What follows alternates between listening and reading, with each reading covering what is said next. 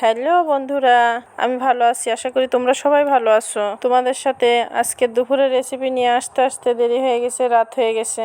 তোমরা সবই ঠিক আছে, তোমরা আমাকে লাইক কমেন্ট শেয়ার করো না। আমার ভিডিও তোমাদের কাছে হয়তো ভালো লাগে না, তোমরা আমাকে বেশি বেশি লাইক কমেন্ট শেয়ার করতে পারো। আমি আজকে রান্না করেছিলাম রুই মাছের ডিম ভোনা, শিং মাছ পেঁয়াজ দিয়ে ভোনা, আর আলু দিয়ে করলা ভাজি, ভাত। রুই মাছের ডিমটা পিস পিস করে ভাজলেও খুব ভালো লাগে, কিন্তু আমি রান্না করেছিলাম পেঁয়াজ দিয়ে ভোনা করেছিলাম, যার কারণে ভালো লাগতেছিল।